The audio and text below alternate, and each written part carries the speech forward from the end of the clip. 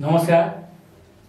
भलौ 23 र 24 गतेको आन्दोलनले ल्याएको परिवर्तनपछि अझै पनि देश कतातिर अगाडि बढ्दैछ भनेर धेरैले त्यो मनमा एउटा खुल्दुली आशंका बढिरहेको छ। आज मसँग समसामयिक राजनीतिक विषयमा चाहिँ विश्लेषण गर्नको लागि पत्रकार प्रेम कैदी हुनुहुन्छ। म पछिल्लो समसामयिक राजनीतिक विषयमा उहाँसँग कुरा गर्न चाहन्छु। स्वागत छ यहाँलाई। धन्यवाद।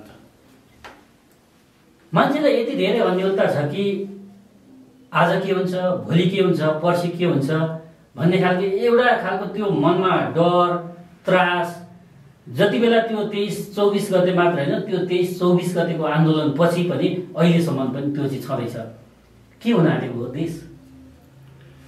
होइन, अब सामान्यतया जसले बाहिरबाट सतही रूपमा एउटा पुराना सत्ताधारीहरूको भ्रष्टाचार, अन्याय, अत्याचारको जो हामीले विरोध गर्दै आएका छौँ, स्पेसल्ली मैले उनीहरूका अपराधहरूलाई भण्डाफोर गर्दै आएको थिएँ र मान्छेहरूले कतिपयले के भन्यो भने 23-24 गतेको आन्दोलनपछि मलाई बधाई दिनेहरू पनि ओहिरो लाग्यो।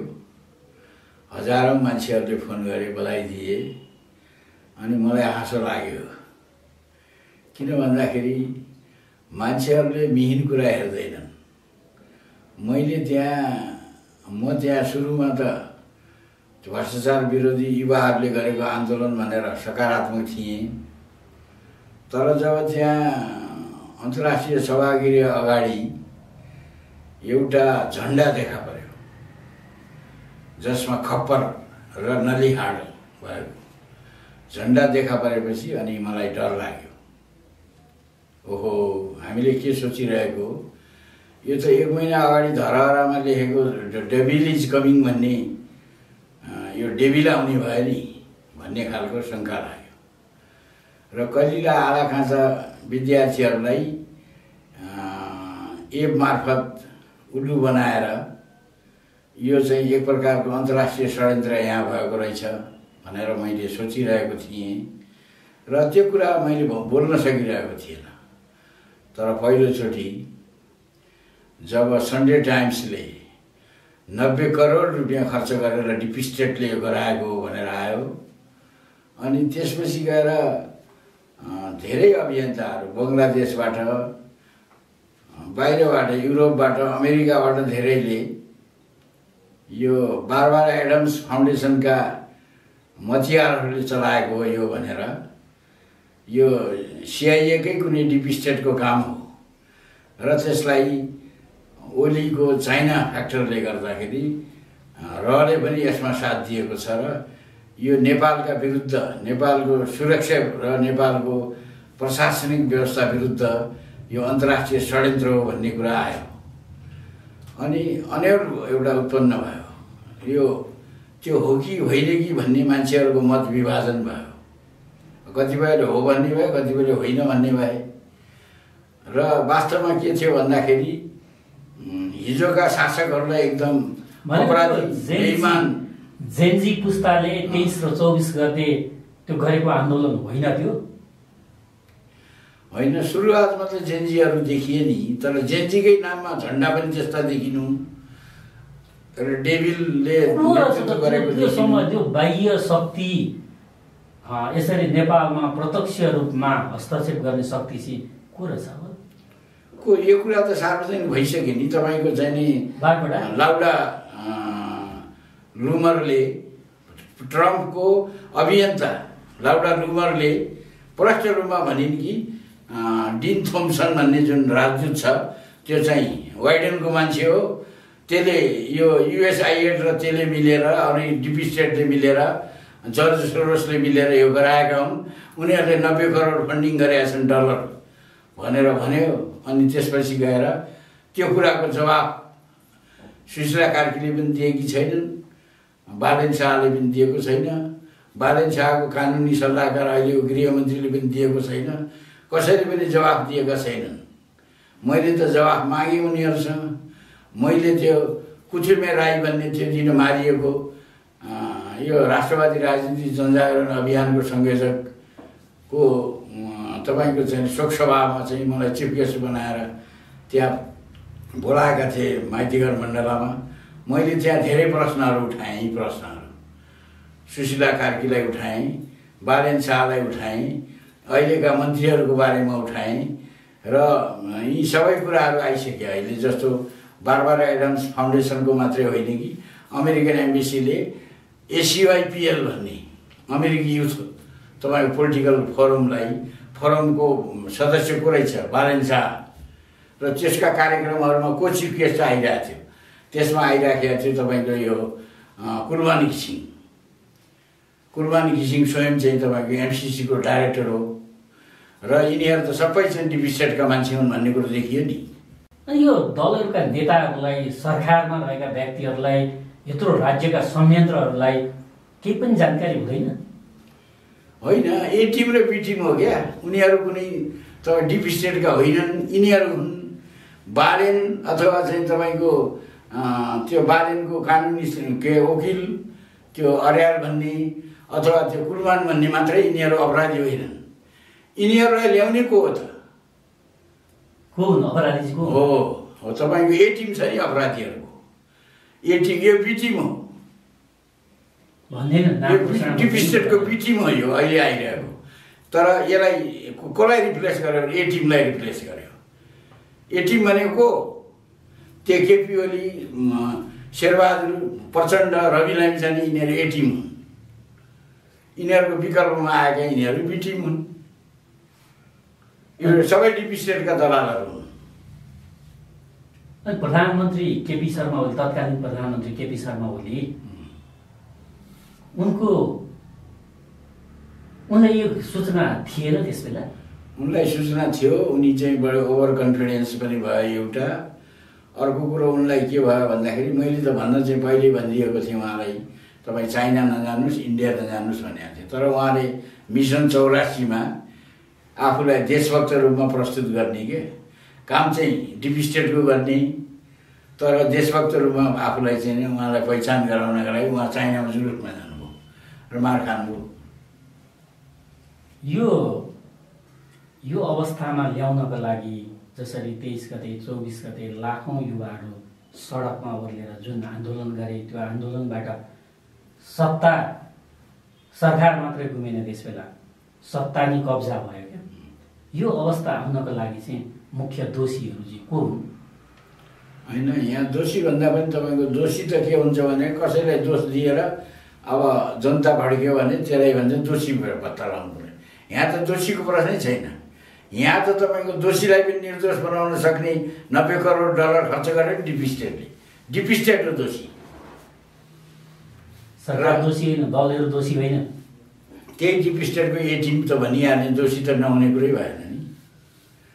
उनीहरूलाई एउटा लेभलसम्म लिएर गयो, अपराध गर्न लगायो।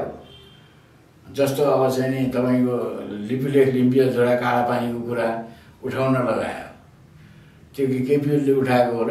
अनि त्यो बाह्य शक्तिले चाहिँ बालेनलाई प्रयोग गरेर यो आन्दोलन होइन। बालेन त तपाईँको ACIPL को सदस्य हो, इन्डियामा पनि देख्नुभयो नि। आखिर चाहिँ काङ्ग्रेस अहिले सत्ताबाट ढाल्नेको तपाईँको त्यो ठुला नेता थिए नि बिजेपीका, आडवाणी, तपाईँको चाहिँ नि राजनाथ सिंह, मुरली मनोहर, तपाईँको ठुला नेताहरू थिए। तिनीहरू कोही पनि प्राइम मिनिस्टर बनेन। कहाँबाट एउटा चाहिँ तपाईँको ट्रेनभित्र मान्छे मारेर अन्तर्राष्ट्रिय रूपमा बदनाम भएको एउटा मोदीलाई किन खोज्यो डिपी स्टेटले? ऊ ACIPL को सदस्य थियो, त्यसैले मोदी प्राइम मिनिस्टर हो। यहाँ पनि त्यस्तै हो। यो बालेन भनेर किन बालेनलाई ऊ हाइलाइट गर्यो? बालेनले म जित्छु नगरपालिकामा, मेरो भोट यति आउँछ भने के रहेछ भने ACIPL का सदस्य नै त्यति रहेछन्। बालेनका भोटर बालेन चाहिँ ACIPL को सदस्य हो। त्यो कुरा मैले भन्नु पर्दैन। ACIPL को वेबसाइट हेर्नुहोस् न, त्यसमा मोदी बालेन सबका नाम छन्।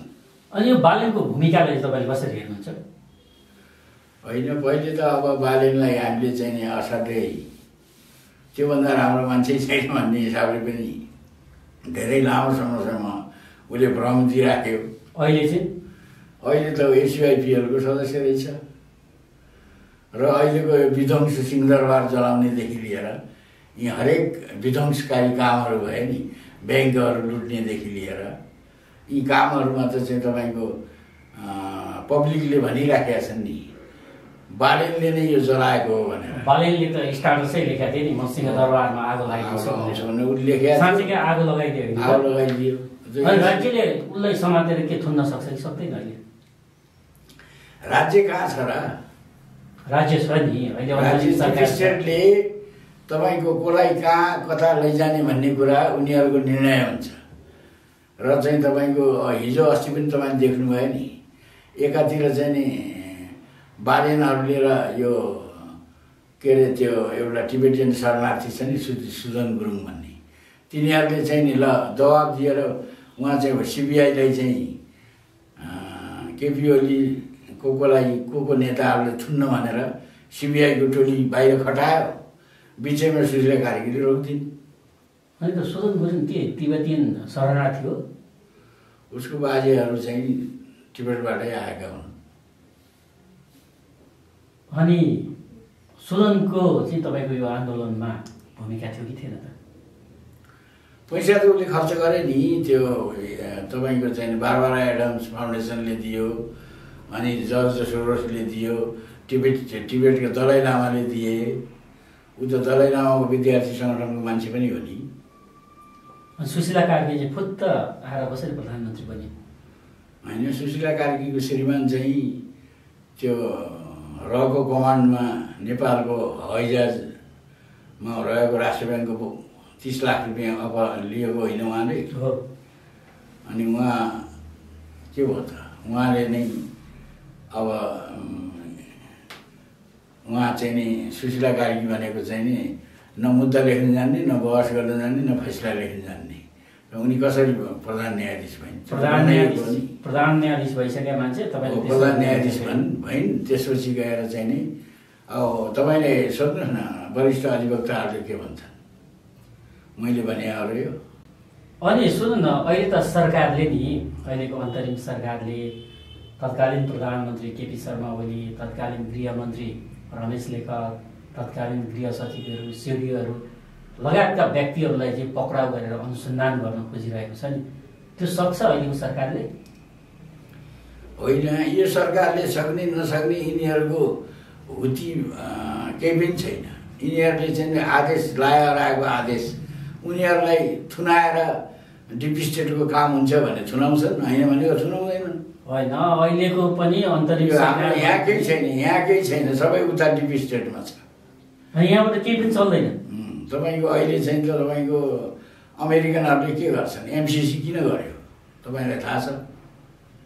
उहाँ चाहिँ नि सस्तो श्रम भएको इन्डियन मार्केटमा अमेरिकन इन्डस्ट्री ल्याएर आउँदै यताबाट बिजुली लैजाने, त्यसको लागि नेपाललाई मुख चुनेर एमसिसी गराएको छ नि। अब के हुन्छ त भन्ने?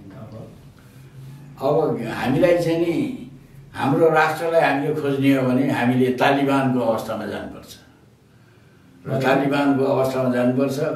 होइन, ल ठिक छ, हाम्रो राष्ट्रलाई चाहिँ नि एकदम अमेरिकाले स्वर्गै बनाइदिन्छ भने इजरायलको अवस्थामा जानुपर्छ। न हामी इजरायल, न हामी तालिबान, हामी त कहीँ न कहीँ घरका न घाटका, हाम्रो त कुनै हैसियतै छैन।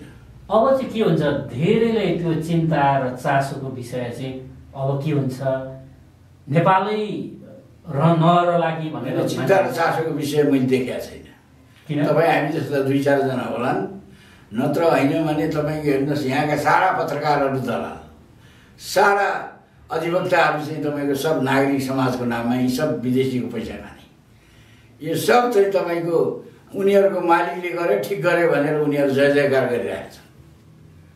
तपाईँले मैले विरोध गरेँ भने तपाईँ ठिक गर्नुभयो भन्ने मान्छेहरू मैले 100 मा 10 जना पनि भेट्दिनँ। होइन, तपाईँ त धेरै अब त्यो कलम पनि चलाउनु भएको छ, तपाईँलाई धेरै कुराको जानकारी पनि छ, भनिदिनु न अब चाहिँ के हुन्छ भनेर। अब के हुने, यो झन्झन विध्वंस हुँदै जान्छ। युद्धमा तपाईँको उनीहरूले हतियार पनि बेच्नु छ, साधन स्रोत पनि सबै लानु छ। तपाईँ देख्नु भएन, रुसका विरुद्ध युक्रेनलाई भिडायो लास्टमा उसको के अरे रेयर मेटेरियलहरू माथि अमेरिकाले कब्जा गरे नि। अब हामी कहाँ के चिज छ त्यस्तो? जलस्रोत छ कि, युरेनियम छ कि, अरू केही पेट्रोलियम छ कि के छ? त्यो कब्जा गर्ने कुरो हो। यो लुट्ने कुरो हो। यो औपनिवेशिक एउटा राजनीति हो। यो नवऔपनिवेशिक राजनीति हो। तपाईँले भने जस्तै विदेशीहरूले अब चाहिँ के चाहेका छन् भने त विदेशीहरूले लुट्न चाहेका छन् एक, र नेपाल लगायतको साउथ एसियामा उनीहरू हस्तक्षेप गर्न चाहेका छन्, चाइनालाई टुक्र्याउन चाहेका छन्, इन्डियालाई चाहिँ थचार्न चाहेका छन्, विभाजनहरू बढाउन चाहेका छन्। भनेको त्यसका लागि विदेशी सेना यहाँ नेपालमा हाल्न खोजेको हो होइन? जे पनि गर्न सक्छन् उनीहरूले, जे पनि गर्न सक्छन्। र एउटा कमजोर सरकार ल्याइसकेपछि त्यो सरकारबाट जे पनि लेखाउन सक्छन्। हिजो बलियो 2/3 जस्तो सरकारले त तपाईँको एमसिसी गर्यो भने आजको अहिलेको सरकारले चुनाव गराउला नि त। अन्तरिम सरकारले फागुन 21 गते चुनाव गरायो भने त्यस्ता कुरा नगर्नु। संवैधानिक ट्र्याकमा तपाईँ जस्तो एउटा विद्वान पत्रकारले यस्ता कुरा नगर्नुहोस्। तपाईँले प्रश्नै गलत गरिराख्नु भएको। किन? तपाईँलाई थाहा छैन बङ्गलादेशमा के भइराखेको छ, पाकिस्तानमा के भइराखेको छ? यहाँ त सबै दलहरू चुनावमा भाग लिने भनेको छ नि। मुख्य दलहरू काङ्ग्रेस, एमाले, माओवादी, राप्रपा सबैले चुनावमा भाग लिने भनेपछि ए टिम र बी टिम तिनीहरू डराउँछन्।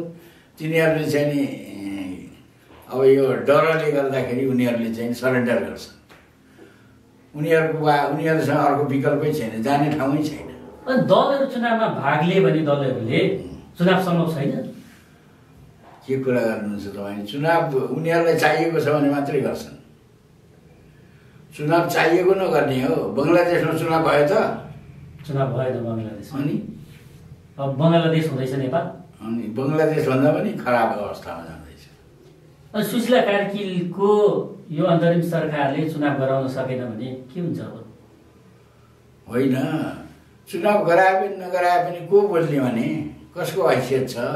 होइन, चुनाव गरायो तिनीहरूलाई भ्रष्टाचारी हत्यारा भनेर ट्र्यापमा पारिहाले।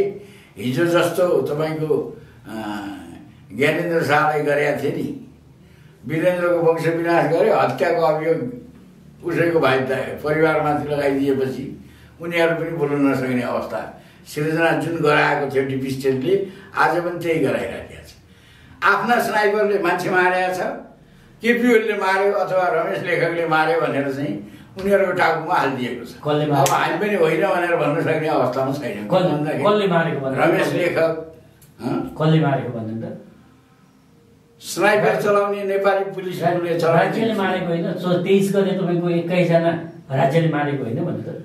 होइन, के कुरा गर्नुहोस् तपाईँ? राज्यको के थियो? त्यहाँ पुलिसले 1-2 जना सुरुमा केही गोलीसोली त चलाए जस्तो लाग्छ। किन भन्दाखेरि त्यो सुरुवात गराउनलाई कसैलाई तयार गरेको होला, नत्र होइन भने त्यहाँ चाहिँ स्नाइपरवालाले चाहिँ तपाईँको टाउकोमा ताकी गोली हानेको छ।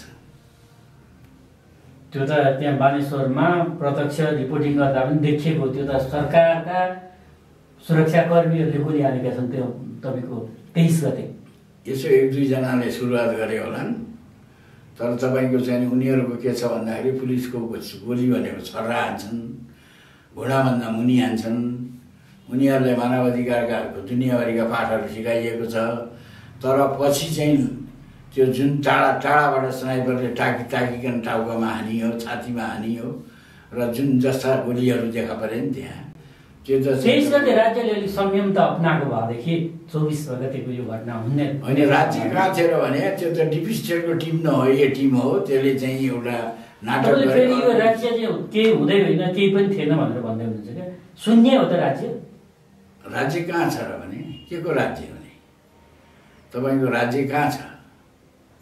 यिनीहरूले चाहिँ तपाईँको लुकी आफ्ना मान्छे हाल्ने बाहेक अरू केही कामै गरेन। भनेको के अब राजा ल्याएपछि राज्य हुन्छ? होइन, त्यो अब त्यो पनि प्रयास भइरहेको छ। एउटा कर्नरले त्यो प्रयास गरिरहेको छ। राजा ल्याएपछि यहाँ चाहिँ नि एउटा स्थिति शान्त हुन्छ भनेर मान्छेहरू भनिरहेका छन्। कसले प्रयास गरिरहेको छ भन्ने त खुलासा गरिदिनु थाहा छ? अनि यो त धेरै ठुलो प्रयास भयो नि, सेनाले गर्यो। तपाईँको चाहिँ इभन हिजो मैले सुनिरहेको थिएँ इन्डियन एम्बेसडर पनि निर्मल निवास पुग्यो भनेर भन्दै थिए र चाहिँ तपाईँको विभिन्न प्रकारका राजनीतिक दलहरूले पनि लगातार 3-4 दिनदेखि बैठक गरिरहेका छन् र उनीहरू चाहिँ नि निर्मल निवास पनि एप्रोच गरिरहेका छन् भन्ने कुराहरू सुनियो र राजाले पनि सर्वदलीय सहमति भयो भने म आउँछु भनेर भनेर त्यति बेला माधव नेपाल जस्तो पूर्व प्रधानमन्त्रीले चाहिँ नि सार्वजनिक वक्तव्य दिएको पनि देखियो र त्यसपछि गएर नाति महाराजका नाति पनि उहाँ तपाईँको अमेरिकाबाट कतारसम्म आएर फर्के भनेर सुनियो। के रहेछ त्यो अमेरिकादेखि कतारसम्म आएर फर्क्या भनेको विषय चाहिँ के रहेछ?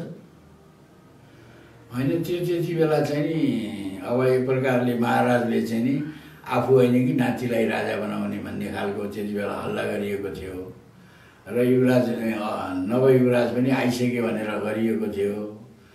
तर त्यो मैले त्यति सिरियसली चाहिँ त्यसको बारेमा म जान्न सकेको छैन। भनेको त्यो आधा बाटोबाट फर्केको भन्ने हो कि होइन? आधा बाटोबाट फर्केको भन्ने कुरा सुनिएको कुरा हो। अब धेरै जसो कुराहरू चाहिँ तपाईँको विभिन्न मान्छेहरूले आफ्नो इच्छा अनुसार अब सामाजिक सञ्जालमा लेख्ने गर्छन्। त्यसैको आधारमा चाहिँ तपाईँको विभिन्न प्रकारका हल्लाहरू हुन्छन् र त्यसमा कतिपय सत्य हुन्छन्, कतिपय राजा ल्याउने विषयमा चाहिँ ठुलो शक्ति चाहिँ लागेको छ भनेर भन्नुभयो नि। त्यो शक्ति भनेको भारत हो कि चीन हो कि अमेरिका हो कि युरोपियन युनियन कुन हो भन्नु त?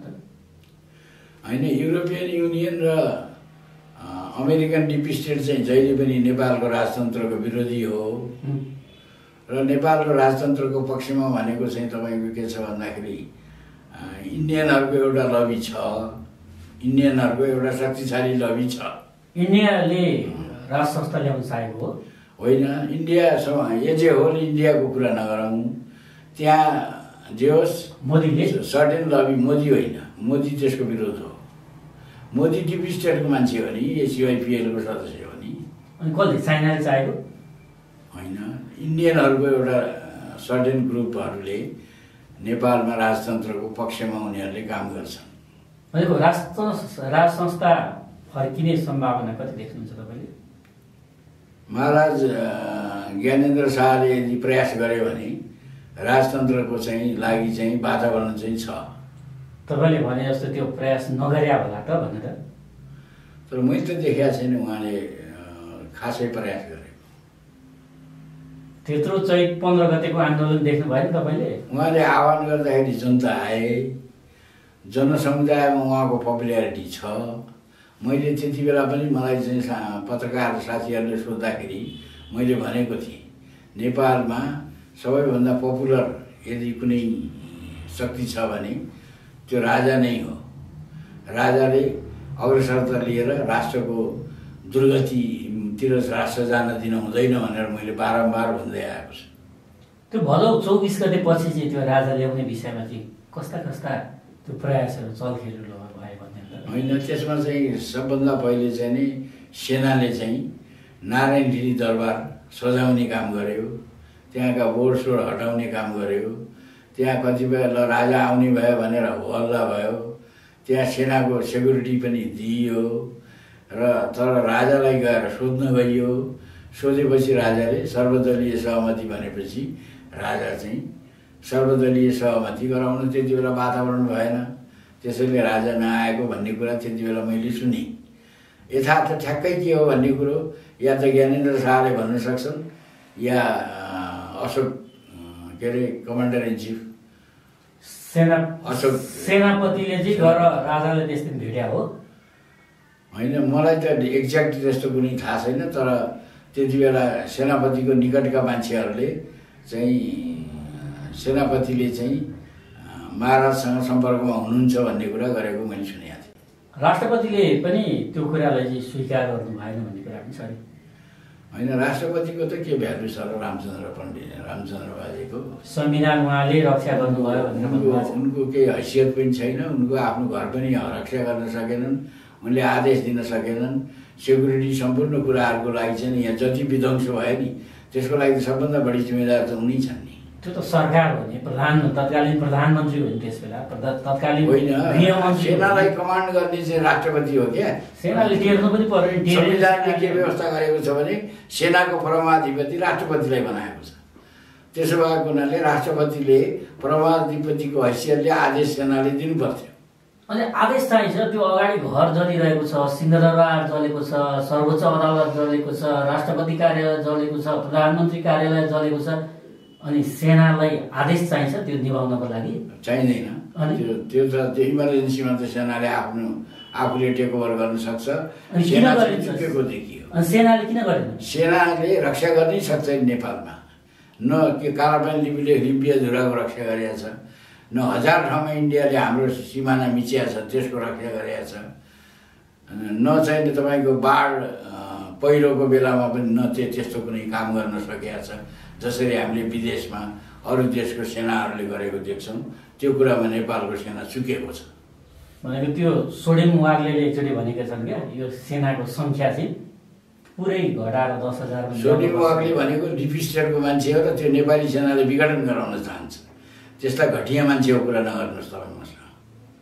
सोडेम वाग्ले कुनै मान्छे हो त्यो? अनि देशको सुरक्षा गर्न सक्दैन, सिमानाको सुरक्षा गर्न सक्दैन भने किन चाहियो भन्नु त सेना? जेसुकै भए पनि नेपालमा सेना चाहिन्छ। उत्तर कोरियाले 12-13 लाख सेना राखेको छ, हामीले पनि त्यसरी चाहिँ 12-13 लाख सेना। शक्तिशाली सेना छ नि त, उसले सीमाको सुरक्षा गर्न सक्छ। शक्तिशाली बनाउनु पर्यो हाम्रो सेनालाई। नेपाली सेनाले त एउटा सिंहदरबार त बचाउन सकेन, सर्वोच्च अदालत बनाउनु पर्यो। परमाधिपति भनेको चाहिँ राष्ट्रपति कार्यालय हामीले बनाउनु पर्छ। अहिले चाहिँ तपाईँको के छ भन्दाखेरि कतिपय मान्छेहरूले के भनिराखेका छन् भने सेनाले एकातिर गर्न सकेन भन्ने कुरा एकातिर छ, अर्कोतिर के पनि कुरा आइरहेको छ भन्दाखेरि विदेशी सेना, युएन सेना, इन्डियन सेना बोर्डरमा तयार थियो। तर यहाँ चाहिँ नेपाली सेनाले सबैलाई दबाब दिएर राष्ट्रपति प्रधानमन्त्रीलाई राजीनामा गर्न लगाएर एउटा वातावरण बनायो भनेर एक थरी मान्छेहरूले सेनाको प्रशंसा गर्ने मान्छे पनि छन्। कसले ल्याएर राखेको थियो विदेशी सेनाहरू बोर्डरमा? अमेरिकाले होइन, इन्डियाले ल्यायो नि। इन्डिया त अमेरिकाको सेना त यहाँभित्र पसि नै सकिएको छ। तपाईँको अमेरिकन एम्बेसीको माथि स्नाइपर लिएर बसेका मान्छेहरू देखिएका सेनाका फोटो आएका छन्। त्यो त एम्बेसीको सुरक्षाको लागि आयो। तपाईँको एम्बेसीको सुरक्षाको लागि मात्र होइन, उनीहरूको त चाहिँ तपाईँको पटक पटक एमसिसीका काममा सेना त आइछ। अनि सुन्नु न, अहिले देशमा संविधान चाहिँ छ कि छैन? संविधान बचेको छ कि छैन अहिले? संविधान कसरी बज्ने? संविधान अनुसार त त्यो सुशीला कार्की त प्रधानमन्त्री हुनै मिल्दैन नि। न रामचन्द्रलाई त्यो अधिकार छ, त्यो त संसदलाई मात्रै अधिकार छ संविधान अनुसार। त्यसले संविधान भन्ने कुरो रहेन। संविधान अन्तर्गत यो सरकार हुँदा पनि होइन। यो सब आँखामा छाला फाल्ने किसिमका कामहरू जुन गरिएको छ त्यो 10तिर देखाउने के केपी ओलीले पनि सहमत गरेका छ, यो सरकारलाई शेरबहादुरले सहमत गरेका छ भनेर भन्ने एकातिर, अर्कोतिर चाहिँ तपाईँको उनीहरूलाई चाहिँ गिरफ्तार गर्नुपर्छ भन्ने कुरा भइरहेको छ। सुशीला कार्कीले भनिराख्नु भएको छ, म संविधानभन्दा बाहिर गएर केही पनि गर्दिनँ। सुशीलालाई त संविधान पढेकै छैन, थाहै छैन उसलाई। प्रधान न्यायाधीश भइसकेका मान्छे संविधान पढेको छैन। पद त्यो काङ्ग्रेसले टिका लगाइदिएर प्रधान न्यायाधीश भयो, काम गर्न सकेन, झन्डै उसको चाहिँ उसलाई चाहिँ तपाईँको महाभियोग लगाएर हटाउन खोजिएको थियो संसदले। र उसले चाहिँ तपाईँको 82 जना काङ्ग्रेसका मान्छेहरूलाई मध्यरातमा नियुक्ति दिएको कुरा पनि आइरहेको छ। त्यस्ता कुराहरू सुशीला कार्कीलाई साहसिक महिला भनेर धेरैले अब तपाईँको विश्लेषण गर्छन्। तपाईँ होइन, त्यो डिप स्टेटका मान्छेहरूले गर्छन्, त्यो तपाईँले सही भन्नुभयो। अनि अब के हुन्छ त? अब के हुने? डिप स्टेटले देशलाई फसाए, विध्वंस गराउँछ, यहाँ चाहिँ अफगानिस्तान बनाउँछ, अरू के हुन्छ?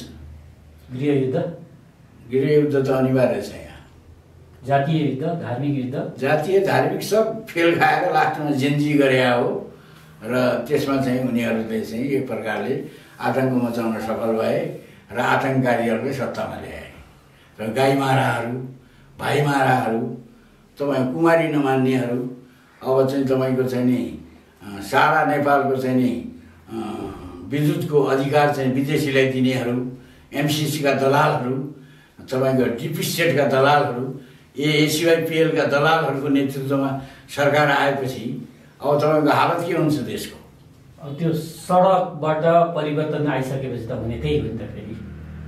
के कुरा गर्नुहुन्छ, आर्मी हेडक्वार्टरमा परिवर्तन गरेका छ, देशको सुरक्षा नगर्ने, हाम्रा चाहिँ नि तपाईँको देशका चाहिँ नि विभिन्न सङ्घ संस्थाहरू चाहिँ तपाईँको ब्याङ्कहरूको सुरक्षा नगर्ने, तर सत्तामा चाहिँ लाखौँ मान्छे भएपछि सडकमा आएपछि अनि कसरी सुरक्षा गर्न सक्छ त भन्नु त?